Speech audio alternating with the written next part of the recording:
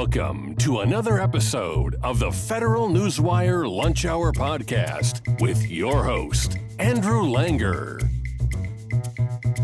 Well, hey there, everybody. Welcome to another episode of the Lunch Hour with Federal Newswire. I'm your host, Andrew Langer, and thank you very much for all of your viewership and your listenership. If you're watching us on YouTube, you know you can take us wherever you go on one of the many fine podcast platforms at which you can find us. If you're listening to us on one of those podcast platforms, you can check out what's happening in studio by checking out our YouTube channel. Smash that subscribe button, leave us a like, leave us a review, and most importantly, tell your friends and your family members and your family members' friends all about the Lunch Hour. We're going to continue our conversation this week talking about COSA, the Kids Online Safety Act, with an old friend. I haven't had him on the show yet, which is interesting. He does Jerry Rogers' Sunday radio show every week, Brian? Yes, every week, yeah. Every week. Liberty Government Relations, Brian Darling, former Senate staffer. We're going to get into that, work for Rand Paul there. But let's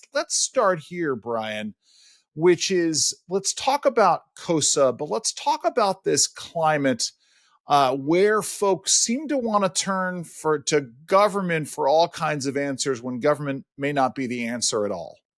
Yeah, I think that's a problem. I think people turn to government instead of family, instead of themselves, looking inward and trying to change their own behavior. And, you know, one of the big problems with legislation in general is people pushing off their responsibility to government to do things that they can't do themselves or should be doing themselves, but refuse to do themselves. And, you know, with this legislation that we're going to be discussing, one of the problems is it's basically parents saying, government, do my job for me. You protect my kids for me. And that's a problem. And we see that not only with social media, we see it with vaping, we see it in a number of different issues where basically people are pushing off their, politicians are basically pushing off their responsibility to take care of kids and taking it away from parents and putting it on the government. You know, there's a very famous Simpsons episode in which they're peeling back sort of Ned Flanders' neuroses.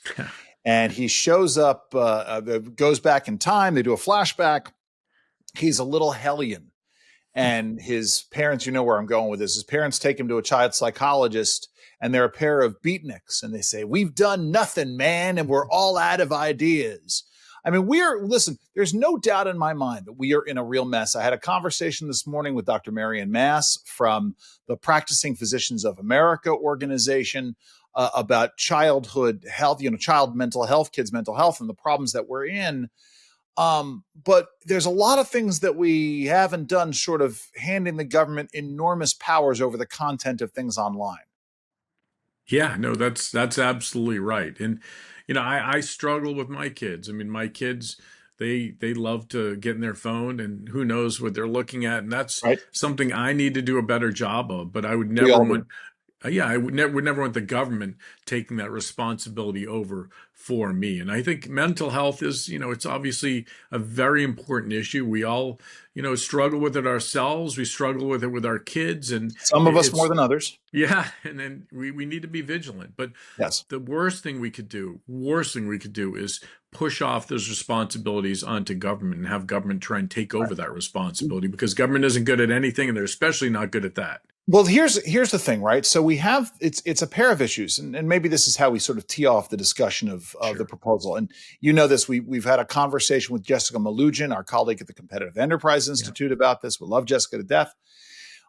So we got a couple of things going on, right? A, it's the idea of giving government expanded powers. B, it's giving government expanded powers in essentially what is speech moderation, or at least a gateway to speech moderation.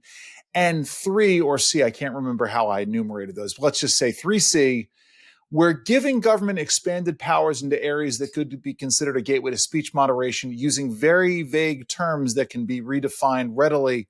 I mean, that's just a recipe for disaster, isn't it?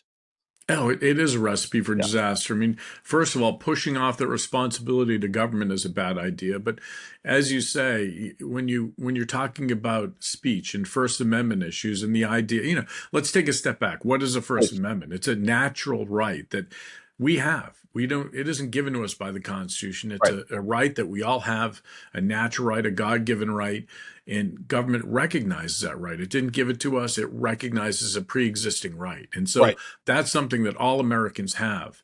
And when you have government passing vague laws, Well, time out. Let's get to the government passing vague laws in a second, yeah, because let's hinge on this for a second. yeah, The Bill of Rights is, at its core, a constraint on government power, right? yes. So the body of the Constitution itself lays out the very specific powers of the federal government, but then they felt that they needed to add these first 10 amendments as a further constraint against government power. Congress shall make no law, blah, blah, blah. Go ahead. I'm sorry. Yeah, no, you're right. And that's these are pre-existing rights that existed before the Constitution was in Yes. place. And it's something that government still abuse. I mean, government still tries to infringe on those rights, but Constantly. then, even when they do, it's still a natural right. It doesn't go away. I mean, you can have a law like this passed and still going to infringe on the Constitution. And I think one thing that is lost quite a bit in the debate, to go on a quick tangent, is Please. when you think about it, and this always bothers me, is that Congress always pushes off those decisions to the courts. When they take an oath to the Constitution, I mean, basically Congress, senators and House members take an oath to the Constitution when they're sworn in, and they're supposed to abide by the Constitution, and they're a check on government power too. But many times they'll say, oh, if there's any constitutional problems with a piece of legislation, we'll let the courts take care of that. Right. I mean, this is the problem that I had. And when the courts don't take care of it in the way that they want, then there's a problem. Again, to go out on a further tangent and digression, one of the seminal Supreme Court decisions of this last term were the sort of the twin decisions in Loper Bright and Relentless, which threw out the Chevron doctrine. Now, this is important for a lot of reasons. Obviously, the work that you and I both do on the regulatory side of things, we're both interested in this. But immediately after this decision came out, or roughly immediately, you had Elizabeth Warren drop the Stop Corporate Capture Act, which essentially says that regardless of what the Supreme Court has said regarding the role of Congress, right? All law is supposed to come out of Congress, right? They're supposed to make the decisions. And then just hit my mute button. No, I didn't. Good. That's the problem with this microphone, is I do this. So Congress has certain powers. One of them, by the way, is the Congressional Review Act, which if the executive branch engages in an interpretation that we think is overbroad, Congress can turn around and overturn that. Well, Elizabeth Warren's Stop Corporate Capture Act doesn't like that and wants to push that power back into the unelected bureaucracy. Again, it's like, just do your job. If you don't like a law, change the law. Get your colleagues to change the law. But this idea of putting the executive branch in charge of creating this law or engaging in these kinds of interpretations, again, is a dereliction of your duty as a constitutional officer. It is. It's more than a dereliction of duty. I mean, it's disingenuous. It's something where members of Congress love to push off these decisions. And then if they don't like what the executive branch does with that power, they say, oh, well, we don't agree with that. They'll write a letter. They'll complain. Maybe they'll do a congressional resolution to try and reverse it. But if they're the ones giving the power to the executive branch, they can't complain. But, this is an undelegatable power. I mean, Congress can't just say, executive branch, you make the laws, because Congress makes the laws pursuant to the Constitution, even though they do try. And it does give them a lot of wiggle room politically to say if they don't like something. And ultimately, many times if they do this, they'll push off decisions that they know can't pass Congress. So they push off. It's kind of a sneaky way to pass a law where you say, hey, executive branch, you have X, Y, and Z powers to regulate, let's say, energy policy. And then something happens that could not pass Congress. For example, the Biden administration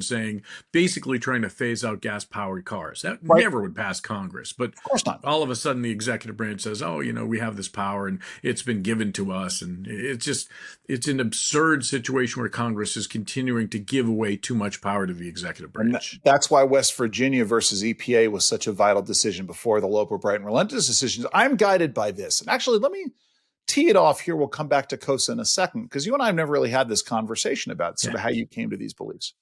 But in the 90s, I was working for a blind constitutional lawyer. I've had him on the show. His name is Roger Marzullo. And we were working on a case having to do with state sovereignty issues. And I read a Supreme Court case from 1992 called New York versus United States, in which Justice O'Connor wrote The Constitution protects us from our own best intentions. It divides power among sovereigns and among branches of government precisely so that we might resist the temptation to concentrate power in one location as the expedient solution to the crisis of the day. Now, to me, that has the benefits of being an absolute truism. Yeah. And that has been the guide star for me in just about every policy decision, that I've come to, or the policy positions that I've taken. I want to get your thoughts on that. I'm not sure if you've ever read New York versus United States. If you haven't, go and read it. But I mean, did you have similar sort of guide stones in your career and sort of your going between conservative and libertarian circles? But talk about that.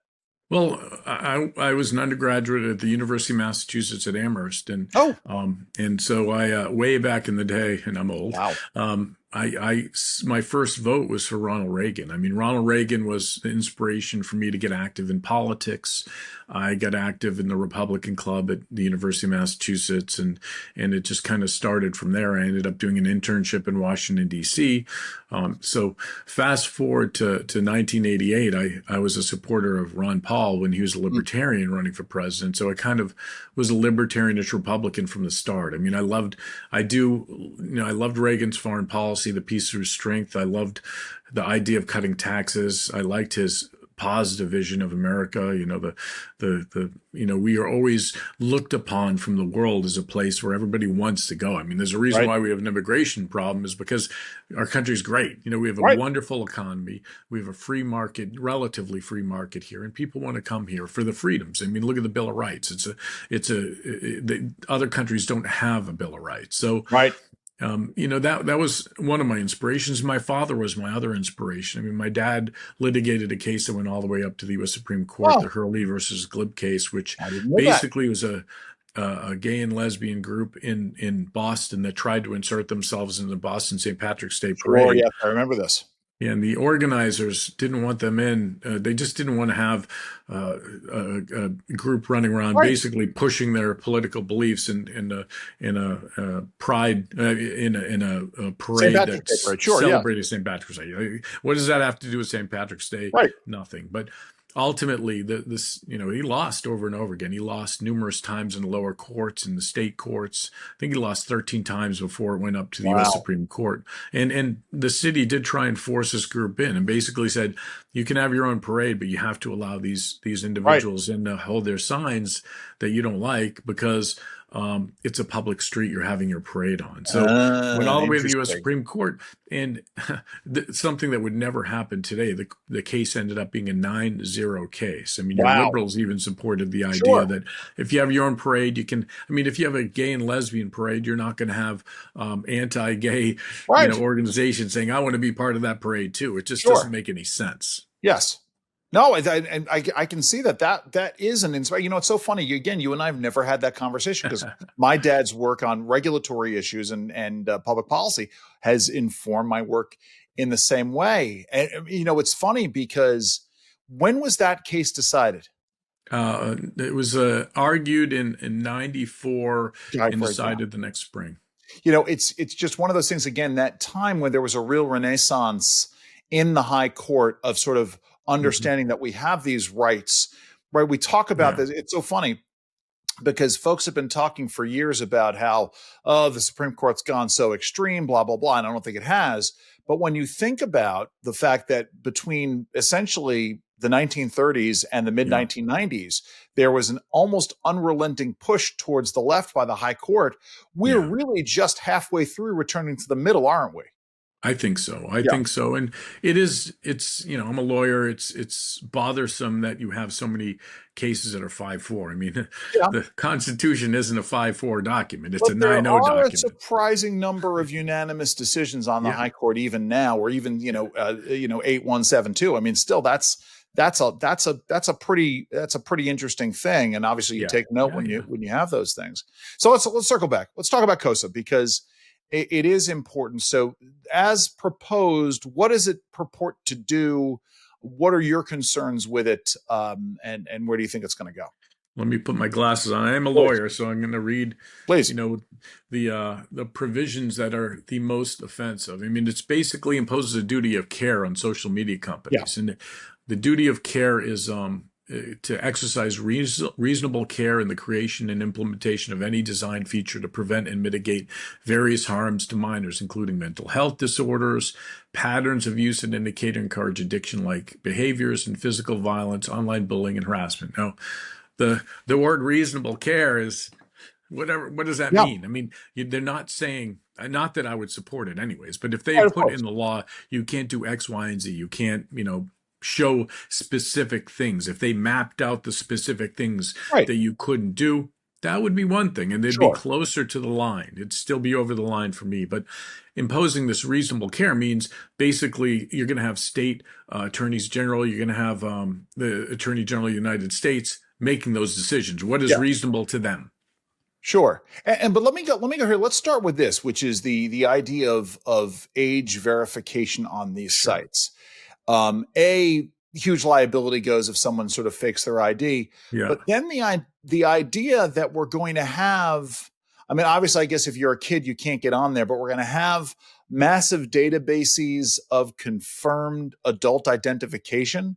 I mean, what can possibly go wrong with that? And this is what we were talking about with Jessica, because obviously they have to maintain these records for a certain period of time because again, there is legal liability that goes along with this, isn't there? Yeah, I mean, anytime you set up a government database of information like that, Yeah. it's a problem. I mean, Yeah. we've for years opposed the idea of a federal database of gun owners for the Right. reason that, you know, it's someday government gets really bad, they'll have a list of all the individuals that have guns. I mean, it's Yeah. just, you just don't you don't have that trust in government acting in good faith with lists like that. And we've Right. seen over and over again where government has acted in bad faith.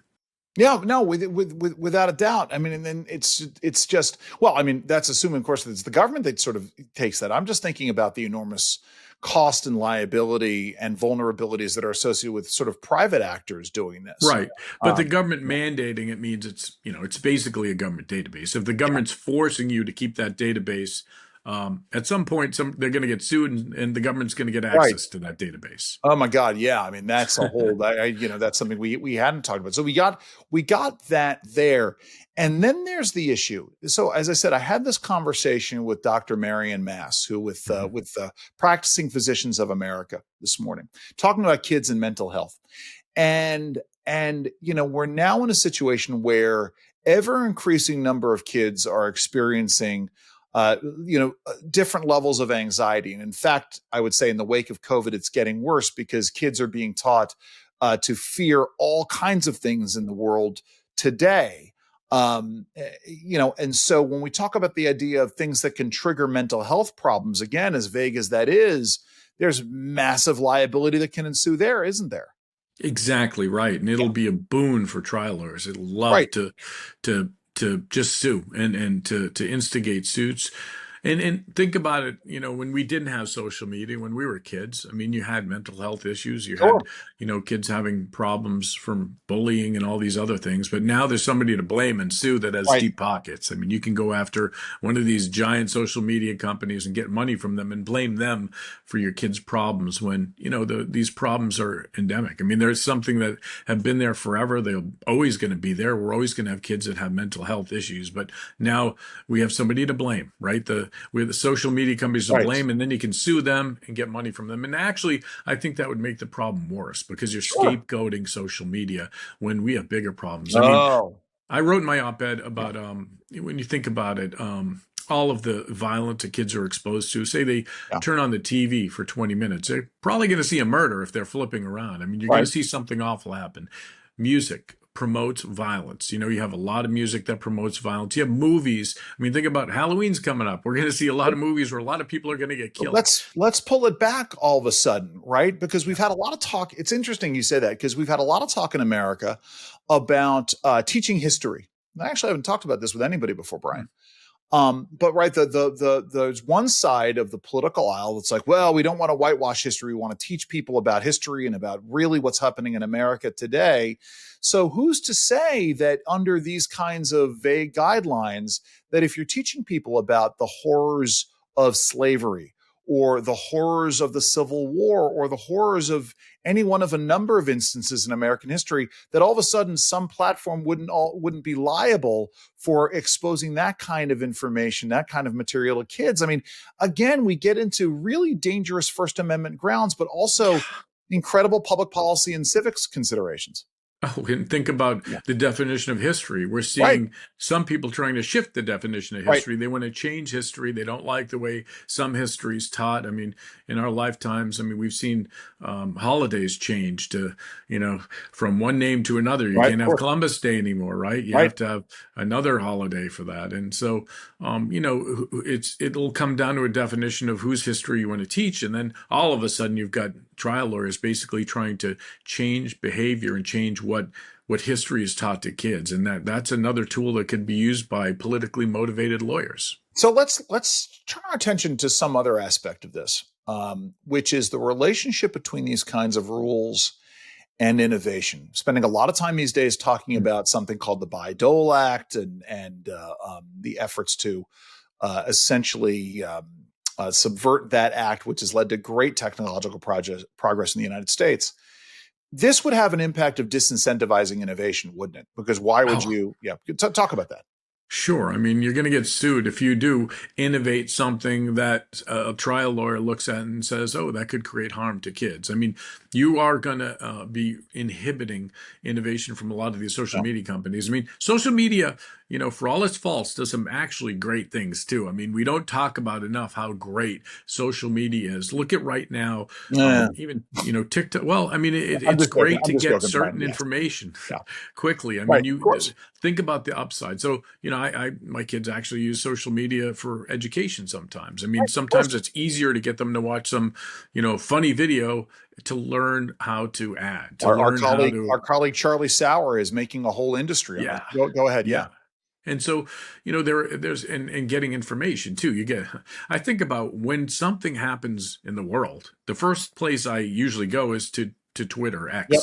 I mean, you get information very quickly there. 100%. And you're going to get, some of it's wrong, some of it's right. And another thing is, I mean, people have to have, most people have open eyes, and 50% of the information they get is probably not 100% correct. Sure. I mean, yes. So but you do get information. Like right now, we have a hurricane threat in Florida. We've got a lot of things going on. We've got an election coming up.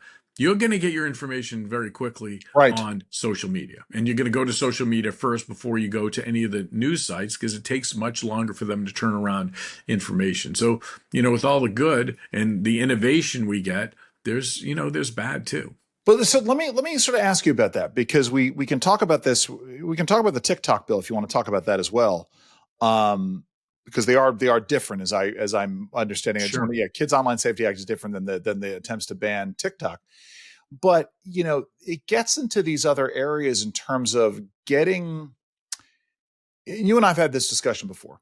I mean, I get concerned when social media companies step in there and they become the arbiters of what's real and what isn't. I had a conversation yesterday with Tristan Levitt from Empower Oversight. They're a big whistleblower protection nonprofit law firm. And YouTube was deplatforming an FBI whistleblower who had just gotten out there. There was an interview that some Catholic charity did with them about his work with the FBI. I have a problem with that. There are no good solutions, I think, other than these platforms need to make their terms of service much more clear and have legitimate ways for you to appeal them. But again, I don't want to start imposing massive rules on this. But how do we find the line here? Right. Well, I mean, ultimately, I think the market forces usually do correct a lot of these things. I mean, basically you have bad alternatives many times. So you have, social media company does something that we all know is wrong, shouldn't do. Deplatforming somebody is wrong, especially when the information is correct.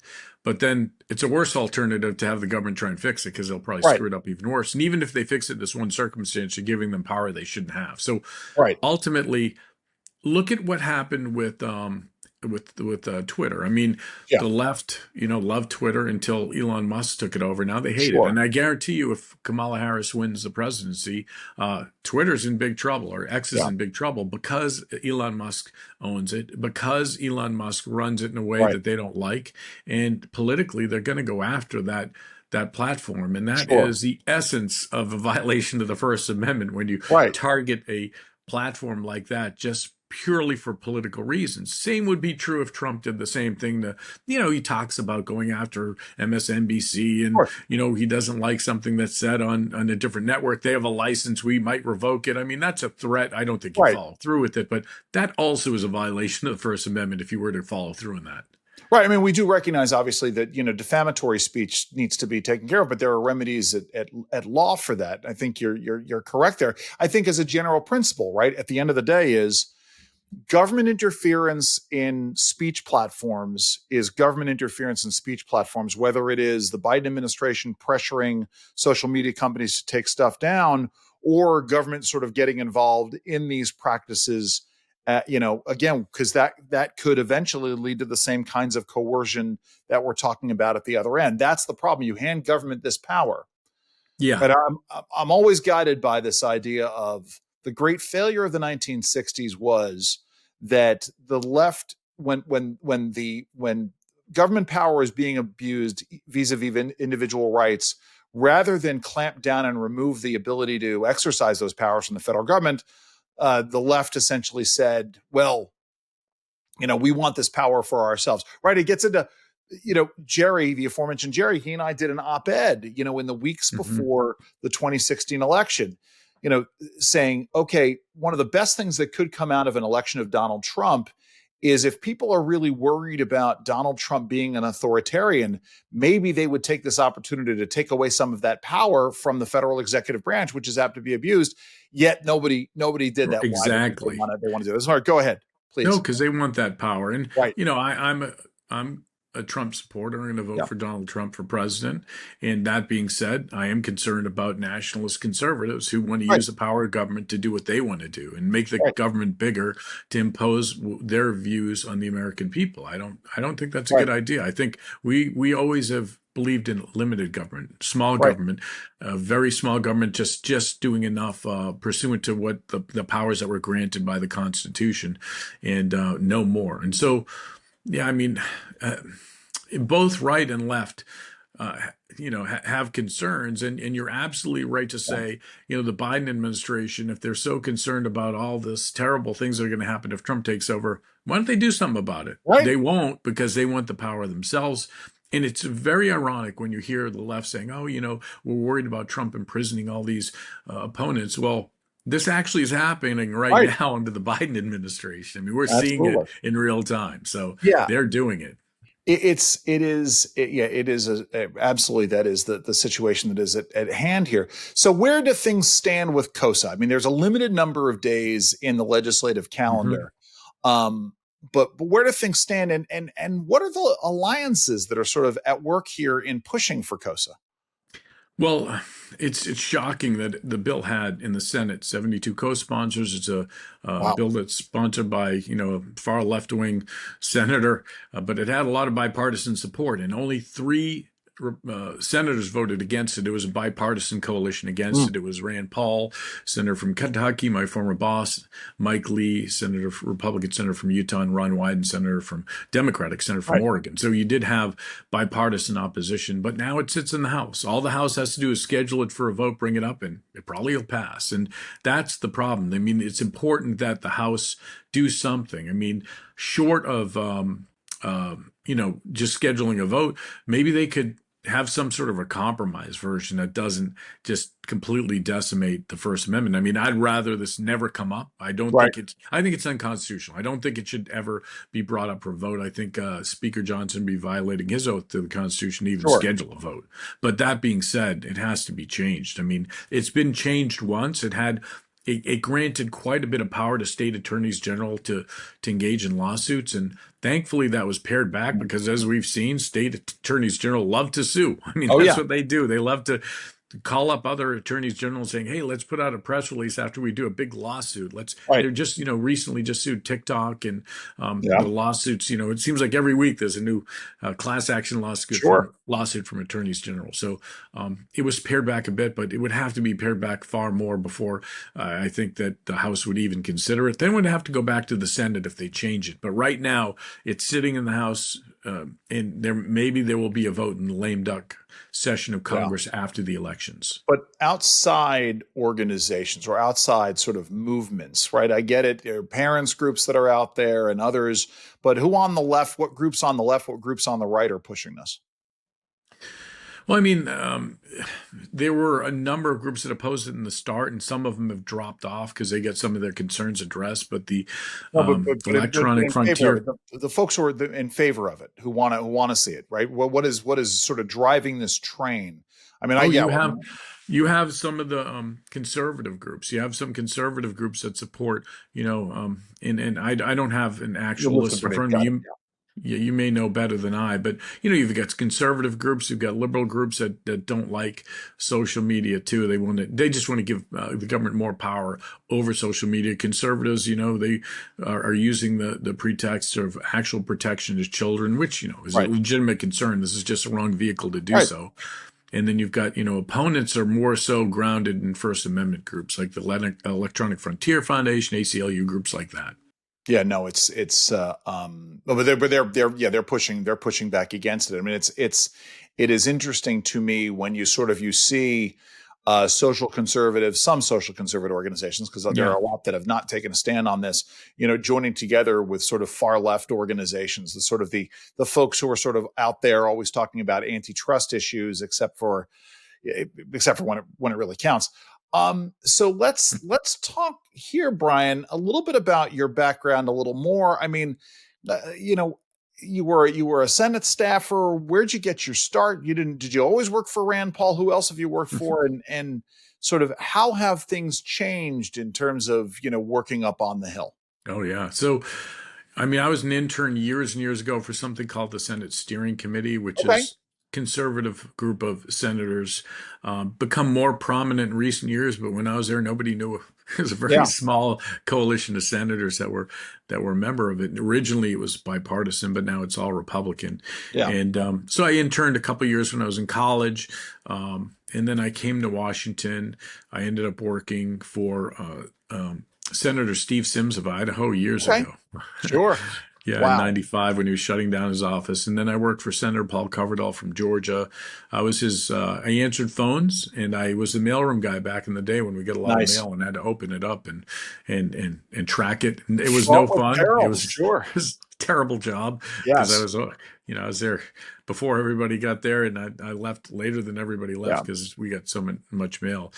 And then I ended up going to law school and unsuccessfully got out of politics and got pulled back in 1999 to work for Senator Bob Smith in New Hampshire. Wow. Actually worked for the Senate Judiciary Committee. Technically, I worked for the Senate Judiciary Committee because they paid my salary, but I worked for Senator Bob Smith on the committee, and then worked for him after he got off the committee until he was not reelected to the Senate in 2002. Yeah. Worked for Senator Mel Martinez for a short period of time in 2005, ended up working 7 years at the Heritage Foundation in Senate Relations. And I was a senior fellow for government studies for a while towards the end. Went off, I guess it was 2012, very late in the year, to work for Senator Rand Paul as his counsel.